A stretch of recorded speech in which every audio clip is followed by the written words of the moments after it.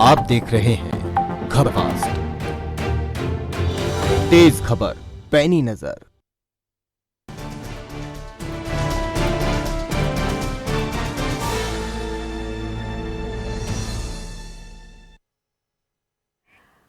नमस्कार, आप देख रहे हैं खबर फास्ट पर हमारा खास कार्यक्रम सिंहासन का महासंग्राम। मैं हूं आपके साथ प्रीति सिमार।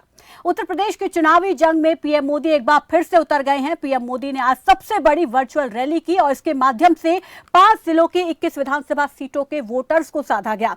पहले चरण में पश्चिमी यूपी में 11 जिलों की 58 सीटों पर होने वाले चुनाव के मद्देनजर पीएम मोदी ने 5 जिलों में शामली, मुजफ्फरनगर, सहारनपुर, बागपत और गौतम बुद्ध नगर की जनता को संबोधित किया।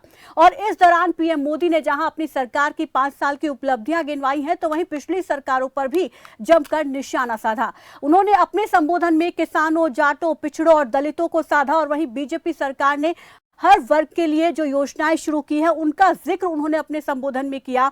और साथ ही साथ पीएम मोदी ने इस दौरान कहा कि यूपी की जनता सब जानती है, सब समझती है, वो उस सरकार को चुनेगी जिसने उसके लिए काम किया है। तो इसी पर आज हम करेंगे बात। कुछ खास मेहमान हमारे साथ जुड़ेंगे, उनका परिचय आपसे करा देती हूँ। हमारे साथ इसमें चर्चा करने के लिए जुड़ेंगे सपा प्रवक्ता अभिषेक वाजपेयी और वहीं बीजेपी प्रवक्ता कृष्ण मोहन पांडे हमारे साथ इसमें जुड़ेंगे। और यहां पर हम आपको बता दें कि जिस तरीके से चुनाव नजदीक आ रहे हैं, चुनाव प्रचार बहुत तेजी से आगे बढ़ रहा है और तमाम दिग्गज जो हैं वो अपनी पूरी ताकत यहां पर लगा रहे हैं। तो यहां पर हमारे साथ सभी दोनों मेहमान जुड़ गए हैं। अभिषेक वाजपेयी जी नमस्कार, स्वागत है आपका खबर फास्ट पर।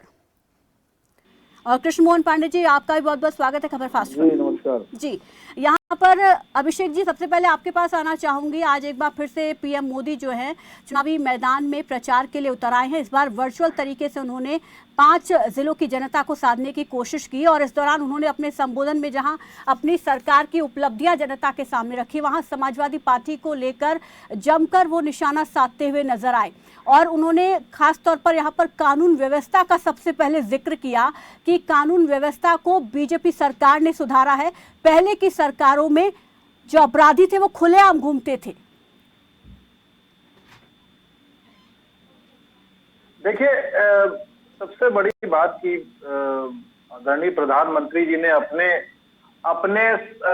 बिजी शेड्यूल से समय निकाला भारतीय जनता पार्टी के प्रचार के लिए। आप सोचिए कि प्रधानमंत्री जी कितने आजकल फ्री हो गए हैं।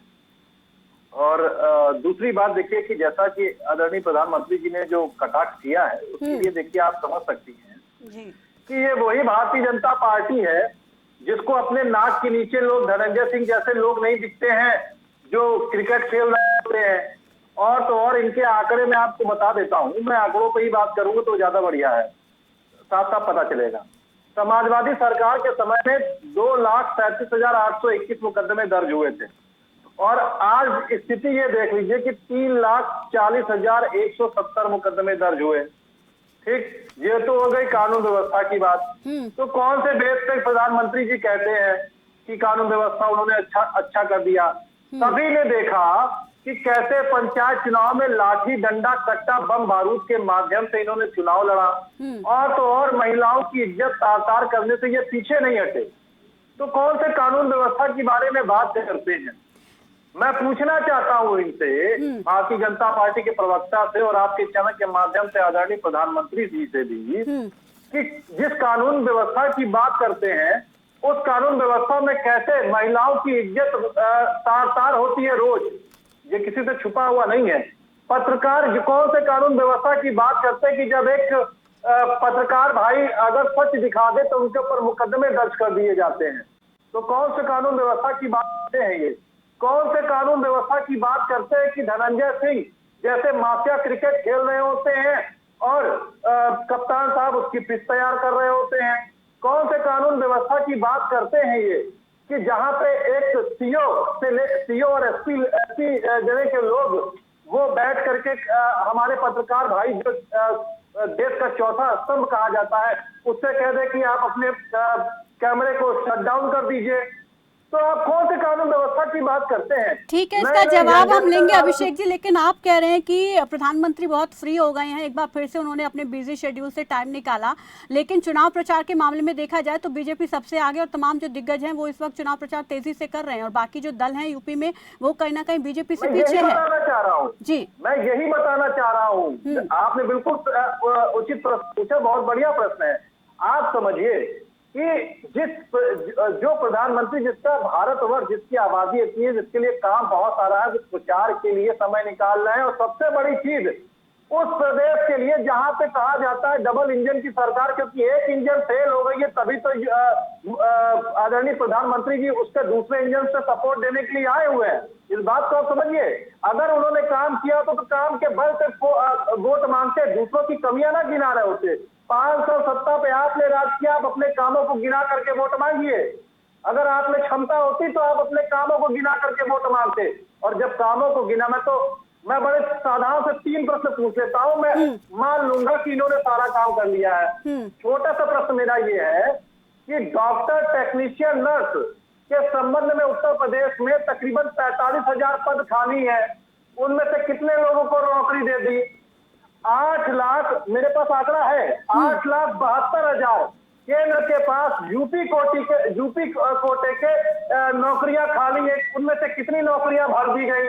उसके बाद मेरा तीसरा छोटा सा प्रश्न यह है कि जो किसान भाई, जो निम्न दर्जे के लोग हैं, उनको आपने 100 यूनिट रियायती दर पे देने का वादा किया था बिजली, वो कितने यूनिट आपने उनको रियायती दर पे दिया? ठीक है, आपके सवाल का जवाब अब यहाँ पर ले लेते हैं हम। कृष्ण मोहन पांडे जी, यहाँ पर जिस तरीके से वो कह रहे हैं कि एक इंजन की सरकार जो है फेल हुई है, काम नहीं किया, इसलिए डबल इंजन को सहारा देना पड़ रहा है।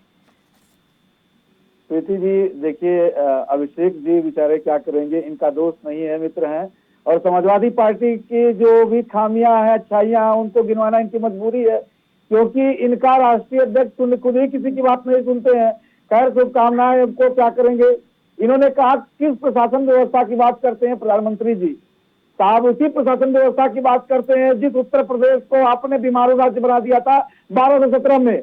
हम उसी प्रशासन व्यवस्था की बात करते हैं जहां पर जिस उत्तर प्रदेश में 750 दंगे हुए, परंतु उत्तर 17 से लेकर 22 में किसी की हिम्मत नहीं कि एक पत्थर उठा सके। यही उत्तर प्रदेश है जहां पे माफिया जिला चलाते थे। और ये छिपा नहीं है, ये छिपा नहीं है। मुख्तार अंसारी को एक LNG खरीदने का आरोप लगाने वाले IPS को आपने सस्पेंड कर दिया, यहाँ तक इसको नौकरी छोड़नी पड़ी और वो ऑन कैमरा आके रोया। आज शैलेंद्र सिंह अपना अपराधी को आपने संरक्षण दिया। और छोड़ दीजिए अतीक अंसारी, नईम अंसारी, जावेद अहमद, ये वो लोग थे जो जिला चलाते थे, जो वो लोग हैं जो पुलिस के ट्रांसफर पोस्टिंग करते थे, और आज ये लोग, वो अपराधी जेलों में है। यही उत्तर प्रदेश है जहाँ पे अपराधी सर्वाधिक मात्रा में अपराधियों को छुपने की जगह थी। और वही उत्तर प्रदेश है जहाँ अपराधी ये या तो प्रदेश छोड़ गए या तो धरती छोड़ गए। और आप जानते हैं मित्र, सबसे ज्यादा कष्ट ये जो बुलडोजर चल रहा है, अभिषेक जी आऊंगे आपके पास, जो बुलडोजर चल रहा है प्रीति जी, तो सबसे ज्यादा कष्ट किसको हो रहा है? ये समाजवादी पार्टी के लोगों को। क्योंकि जब बुलडोजर उन अपराधियों पर चल रहा है जो सरकार के जमीन पर कब्जा किए थे, जो लोगों के जमीन पर कब्जा किए थे, लेकिन जब कब्जा छुड़ाकर उस लोगों को दिया जा रहा है, स्वतंत्र किया जा रहा है, तो इनको दर्द हो रहा है। रही बात किस उत्तर प्रदेश की बात करते हैं साहब, जहाँ पे 1970 से 1947 से लेकर और 2012 तक मात्र 12 मेडिकल कॉलेज थे। आज वही उत्तर प्रदेश है जो मात्र कोरोना आने के बावजूद भी मात्र 3 सालों में हमने 30 मेडिकल कॉलेज खड़ा कर दिए। यही उत्तर प्रदेश है जहाँ पे मात्र एक एक्सप्रेस हुआ करता था, और वही उत्तर प्रदेश है जहाँ पे 5 एक्सप्रेस हुए हैं। ये जो वही उत्तर प्रदेश है जो आपकी 12 से 17 की सरकार में मात्र 7 घंटा बिजली कभी दिन में तो कभी रात में आती थी, और आज वही उत्तर प्रदेश है जहाँ पर 24 घंटा बिजली मिलती है। आज वही उत्तर प्रदेश है, हम उसी उत्तर प्रदेश की बात करते हैं जहाँ पे इन्वेस्टमेंट नाम पे शून्य था, और आज महाराष्ट्र के बाद देश में सर्वाधिक इन्वेस्टमेंट उत्तर प्रदेश में आया है। और खासतौर से पश्चिम यूपी में जहाँ चुनाव हो रहा है, 3 लाख करोड़ की परियोजनाएं चालू हो चुकी है।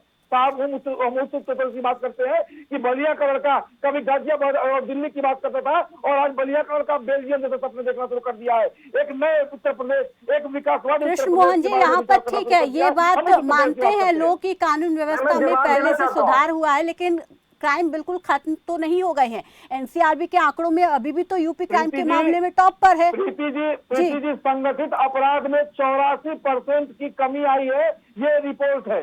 तो छोटे मोटे अपराध में 81% की कमी आई है, ये रिपोर्ट है। हाँ, हमारे मित्र अभिषेक जी कह रहे थे कि 2 लाख का इनके सरकार में रजिस्टर्ड हुए, हमारे में 3 लाख। हाँ, आपके यहाँ तो FIR ही दर्ज नहीं होता था, ये इंस्पेक्टर और SP तक और बड़े बड़े ठीक है कृष्ण मोहन जी, समय की कमी है, माफी के साथ यहाँ पर और उसे गिरफ्तारी होती है। मैं जवाब देना चाहता हूँ। बिल्कुल ठीक है, बोलिए अभिषेक जी। मैं चाहूंगी कि समय की कमी है तो आप फटाफट से अपनी बात पूरी कीजिए जी। बिल्कुल, देखिए कृष्ण मोहन जी शायद उस घटना को भूल गए, हाथरस की घटना को भूल गए कि जब एक महिला की जब एक बेटी की आधी रात में उसका दाह संस्कार कर दिया जाता है।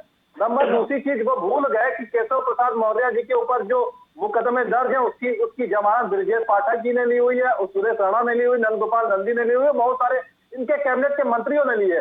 एक चीज और बताना भूल गए, मैं उनको याद दिलाता हूँ, एक चीज और बताना भूल गए, ये कह दे कि इनके यहाँ पे 114 विधायक आपराधिक मुकदमे जिनके ऊपर दर्ज है वो है कि नहीं, इनका विधायक मैं चुनौती के साथ कह रहा हूँ, बता दे। और तो ऐसा तो सर समाजवादी पार्टी में भी है। 65,000 करोड़ रुपए, सुनिए 65,000 करोड़ रुपए का इन्वेस्टमेंट जो लेकर के आई थी वो समाजवादी पार्टी लेकर के आई थी। महिलाओं के लिए महिला बाजार वो लेकर के आई थी। सुकन्या स्कीम वो ही लेकर के आई थी। कन्या विद्या धन की लेकर के आई थी। 1090 वो लेकर के आई थी महिलाओं के लिए। आपको याद दिला दूं, जो एम्बुलेंस थी कोरोना काल में जिसकी वाई लूटना चाहते हैं वो आदरणीय अखिलेश यादव जी की देन। कहाँ पे कौन सी बात करी है? तो ये लोग तो ऐसे दूषित मानसिकता के लोग हैं, सत्ता पाने के लिए कोरोना काल में अपने जब तक कि अपने यहाँ पे लोगों की शपथ ग्रहण नहीं करवा दिया तब तक इन्होंने लॉकडाउन कराया। ठीक है सर, ठीक है। मुख्यमंत्री के चेले हैं। कृष्ण मोहन जी जल्दी से अपनी बात पूरी कीजिए। कृष्ण मोहन जी जल्दी से, समय नहीं है, जल्दी से अपनी अभिषेक जी आप जाइए। आपराधिक मुकदमे हैं हमारे नेताओं के ऊपर। मैं इनको बता दूं अपराधी कौन होता है। मैं एक वकील व्यक्ति हूं, तो इनको ठीक से बता दूं अपराधी उसको कहा जाता है जो नंबर 8 के रजिस्टर में जिसका नाम दर्ज है। समाजवादी पार्टी के ठीक है, ये सभी दलों में देखा जाता है कि ऐसे कैंडिडेट्स बना दिए जाते हैं जिन पर क्रिमिनल केस दर्ज होते हैं। ठीक है, ये सभी दलों में देखा जाता है कि ऐसे कैंडिडेट चुनावी मैदान में होते हैं जिन पर क्रिमिनल केस दर्ज हुए होते हैं, मुकदमे चल रहे हैं। बहुत बहुत शुक्रिया आप दोनों का हमारे साथ जुड़ने के लिए, इस चर्चा में शामिल होने के लिए। अभिषेक जी आपका भी बहुत बहुत शुक्रिया और कृष्ण मोहन जी आपका भी बहुत बहुत शुक्रिया। तो यहाँ पर एक बार फिर से पीएम मोदी जो है चुनावी मैदान में चुनाव प्रचार के लिए उतर आए हैं। एक बड़ी चुनौती यहाँ पर कहीं ना कहीं बीजेपी को पश्चिमी उत्तर प्रदेश में दिखाई दे रही है, क्योंकि यहाँ पर सपा के साथ रालोद है और तमाम गठबंधन दल है। तो ऐसे में बीजेपी इस बड़ी चुनौती को पार करने के लिए पूरी कोशिश कर रही है। तमाम दिग्गज जो है बीजेपी के वो पूरी एड़ी चोटी का जोर पश्चिमी उत्तर प्रदेश के किले को फतेह करने के लिए लगा रहे हैं। अब देखना होगा कि यहाँ पर आखिर बाजी कौन मारेगा, ये 10 मार्च को पता चलेगा। चलिए फिलहाल इस खास कार्यक्रम में मेरे साथ बस इतना ही। दीजिए इजाजत, नमस्कार।